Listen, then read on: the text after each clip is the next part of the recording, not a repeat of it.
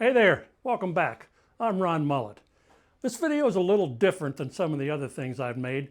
This is a security box and it has a nice combination latch on here. A local auto dealership was having a problem with keeping their keys organized for all their vehicles.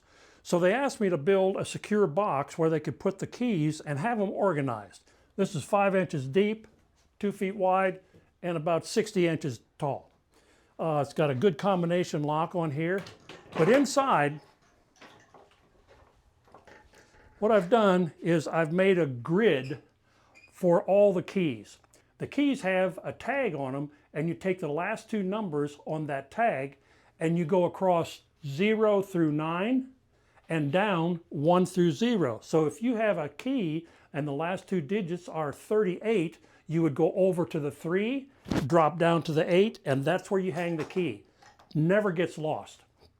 Also on this side, I've put some securing strips on here because this would be an easy way to break this off. It says 200 cup hooks, okay? Yeah, that's what I thought too. I'll show you a little later in the video a slick little tool that I made to screw in all these cup hooks. So there it is. Closes nice. So let's get started, okay? Now I'm going to plane these poplar boards down to 3/4 of an inch. I always like to take a pencil and just go across and mark all the boards, mark them on both sides. That way I can tell when I've got them down to smooth. I'm using poplar and 3/4 inch plywood.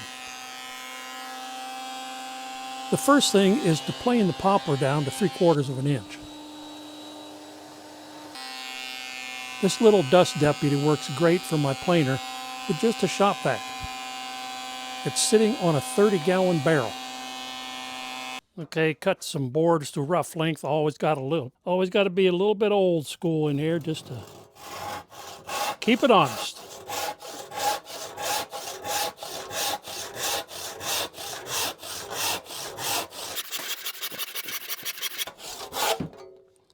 Right on the line. Now we're going to true up the edges on this.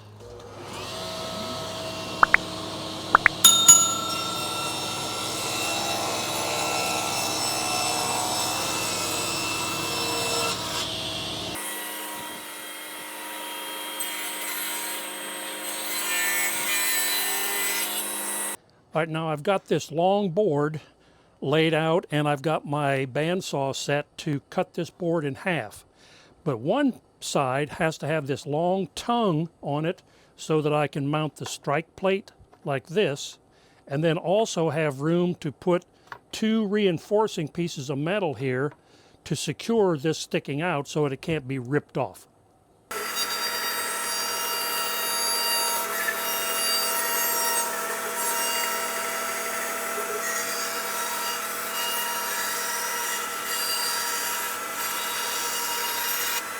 Now to cut this out, I've raised the saw blade up as high as it'll go. That way I can run it deeper into there, and I've marked how far the saw blade will go on the bottom so that I can stop right there, and then I'll just finish it off with a handsaw.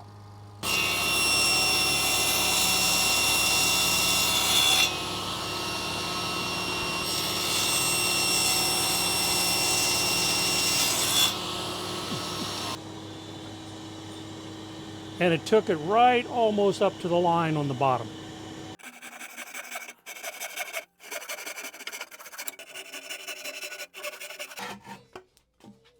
I've got all the frame pieces cut now. In the door frame, I want to recess the plywood back about 1/4 of an inch. So I'll cut a dado on all the door frames to mount that plywood in. I've got my dado stack set for a 3/8 of an inch deep cut, and it's 1/4 of an inch away from the fence. It's important to keep the wood pressed down on the dado blade so it won't raise up and cause a shallow spot in the dado.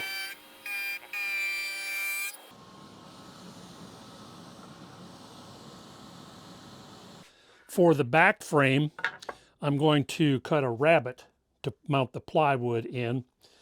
I'm going to use an auxiliary fence. Got these handy dandy little clamps here. And I'll move the fence over so it just touches the blade. And that's where I'll lock it down.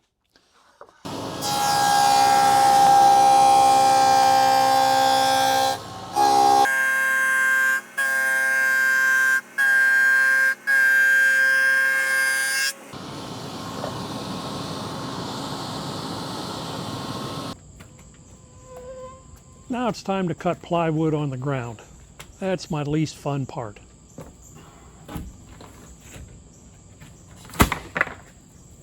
I put a sheet of foam insulation down first.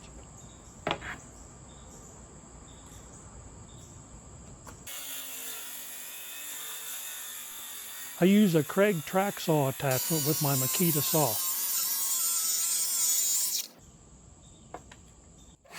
My leaf blower makes sawdust removal quick and easy.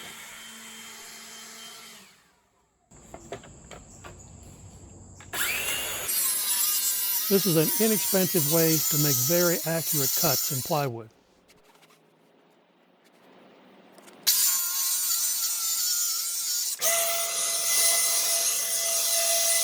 One more sheet to go. The older you get, the farther away that ground gets. So I've got a small shop space here, and I have to bring these sheets of plywood in that I've cut to rough measurements and run them through the table saw to get the right dimension. So what I need to do is make my shop bigger. So I've got I built this as a router table, but now it works as a good bench. Magnets hold those legs up, fold that out of the way. And now I can maneuver this around.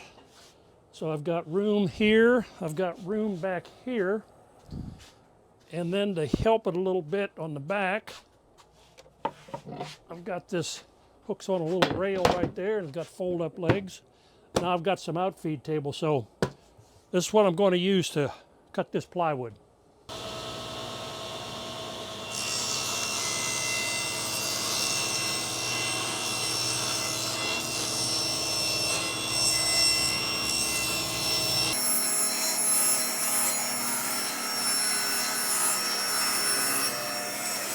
My table saw isn't big enough to do the cross cut, so I'm just going to use my track saw.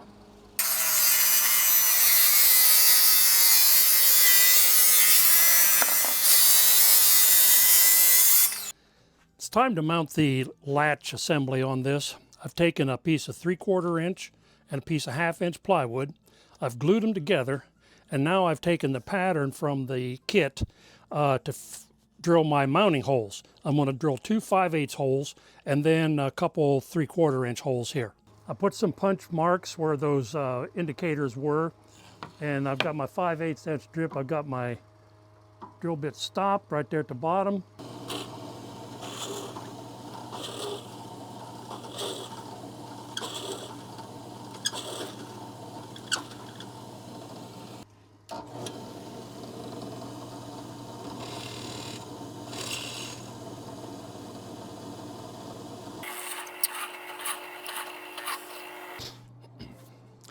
Okay, I've got my holes drilled. This is the inside of the door, okay? And this is what's going to be on the inside of the door on the latch, okay? Now, what I need to do is take this piece of plywood that I've glued together, put it and glue it onto the door. So I've got 3/4, and a 1/2 inch piece of plywood secured.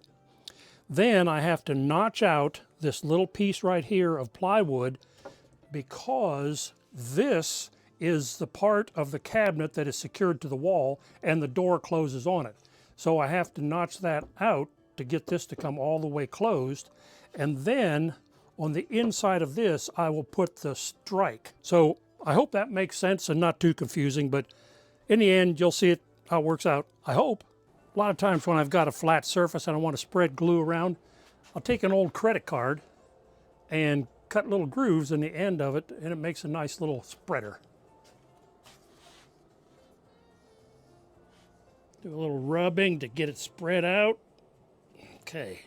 All right, the glue is dried on this piece. I've got a block of wood on the bottom, clamped there, and I have to drill these holes in the block of wood so I don't blow out the front of the panel. Well, it didn't blow that big one out too bad. That'll all be covered up because this is the outside of the door now.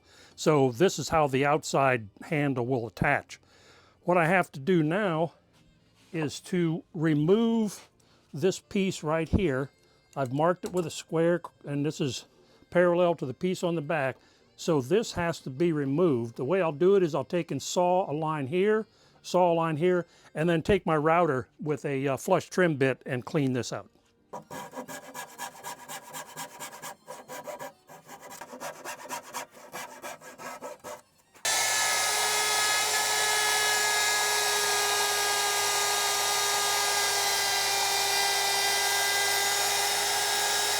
The next thing I have to do on this, which is actually the last hole I have to drill, is I have to drill a 1-inch hole to put this bolt down in here, and it has to be 3.5 inches deep.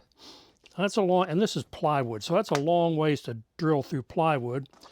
The only bit I have is a spade bit, so I'm going to do my best to make that work.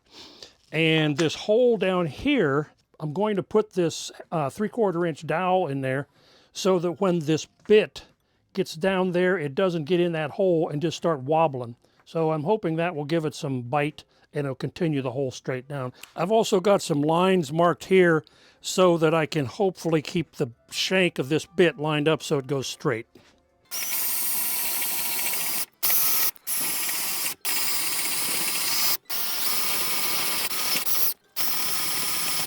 Okay, all the holes are drilled.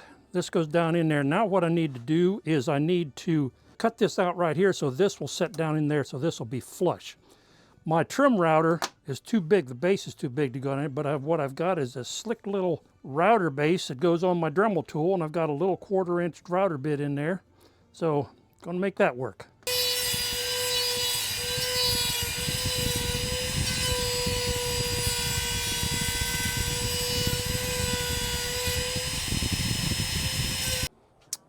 The Dremel tool worked really nicely. I've got that the bolt set down in there, that's flush. I've mounted, temporarily mounted these two pieces. It's got a code, it's also got a key that you can use to get into it. And so I'm pleased with the way this is going. I've got the back of the cabinet dry fitted together, and this is the front where the door will come down and fit in here, and the latch will be right here on this mechanism. I've got the door glued together. Now this is a little bit more of a problem because this plywood is in a dado on all 4 of these sides. The back was not quite as much because it was put into a rabbet. These are 3-inch utility hinges. I like to use the barrel of the hinge to put against the wood to mark it. The reason I do that is because this side has 2 hooks on it. This side has 3 hooks on it. I'll use the one with 2 hooks for the door and vice versa for the cabinet part of it. Now I don't know if that makes a difference, but this stuff is stamped out, so I'm hoping that this came out of one machine and they're all stamped the same. This came out of another machine and they're all stamped the same. I don't know. But what I'm going to use is a Vicks bit to drill the holes.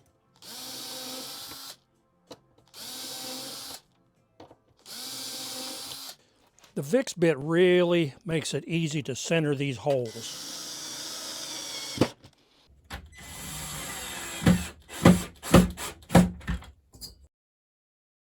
Well, that one lines up pretty good.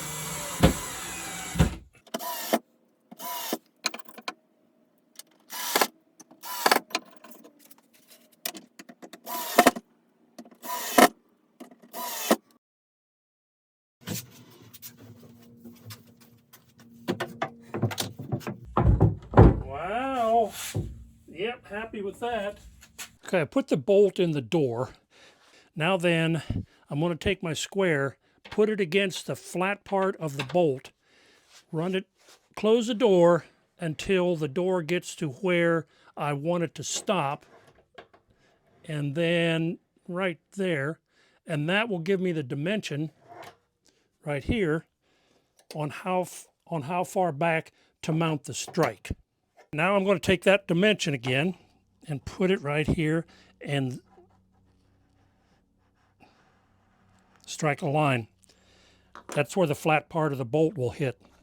This part right here, I'll have to use some drill bits and drill this out, and then I'll have to also chamfer this edge because the strike is going to be catching back here, so I'll have to chamfer this edge a little bit. Okay, I've drilled the holes and trimmed here. This is kind of scary drilling these holes and things in here, because if I screw this up, I don't know what I'll do, because this is part of the cabinet and there is really no fixing it. So next is for the strike, I need to cut this away for the bolt to slide past to get to this. Okay, I've mounted the strike. Let's see how this is going to work.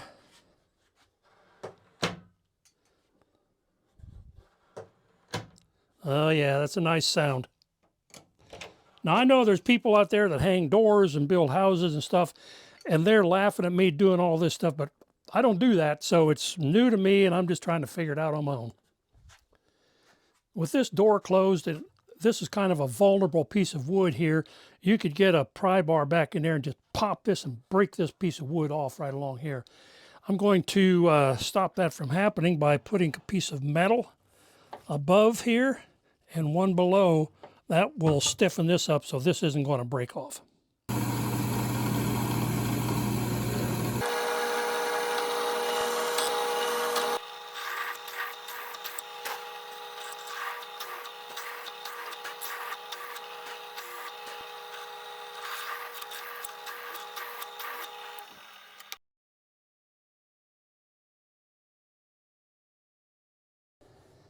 I've got the strips clamped down using a Vex bit again.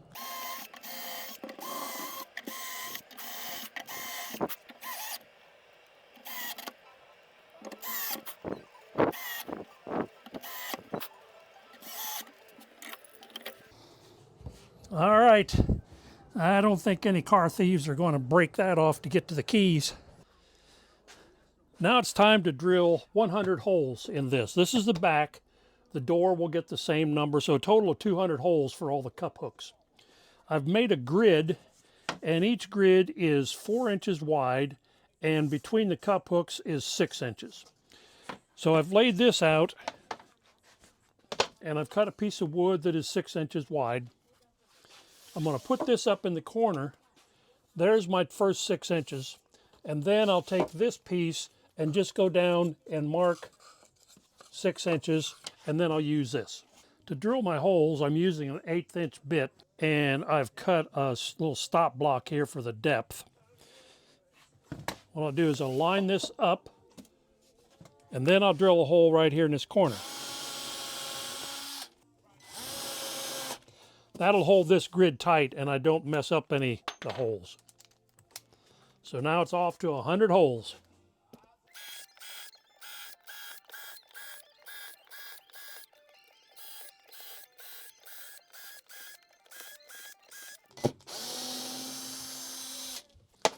Then I just line it up with the next two lines over here, and it's just a matter of rinse and repeat. It's finally time to paint. What I'm using is Behr paint from Home Depot. It's a satin black.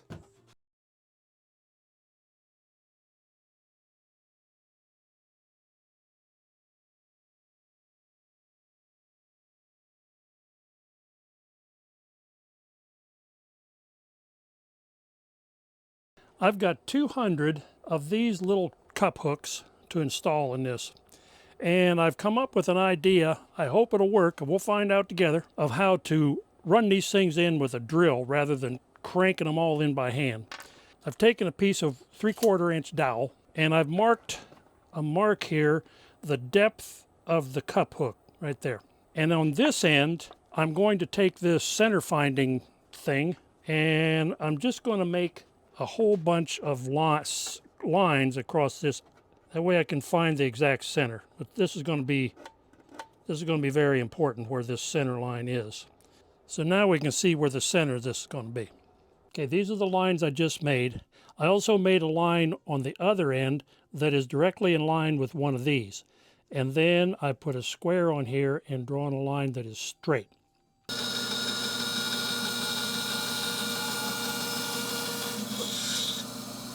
Now I think I'm going to need to sand that out a little bit, and then we'll go from there. Okay, so I've done a little bit of sanding in there and kind of cleaned it up a little bit. And so what I've got is a groove that the cup hook will fit right down in there, and the end will sit on that little flat spot. Now the next thing I've done is put this dowel in this clamp. I put it on the table saw, so this is exactly square to the bit. I'm going to drill a 1/4 inch hole down to that line right there.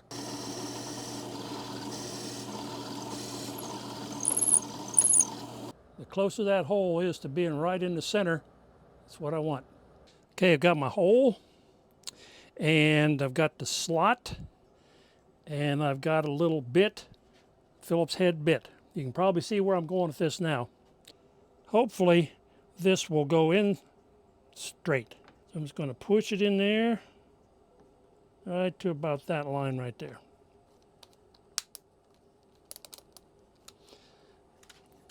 I don't know how much this is going to wobble, but it's going to wobble a little bit maybe. Oh, not too bad. Put the cup hook in there. Ready to go. All right. We'll see if it works in reality, though. I'm going to put these in, start them with my hand. Got this glove on because these things are probably going to start hurting my fingers after a while.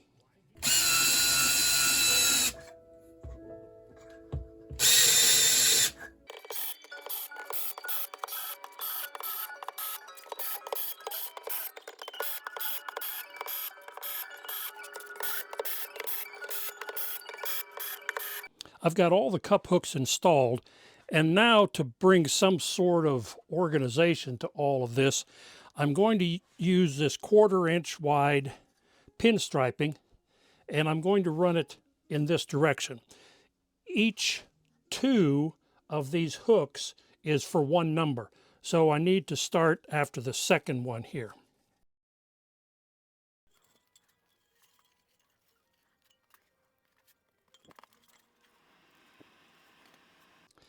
I've got all the stripes installed, and now it's time to add the numbers.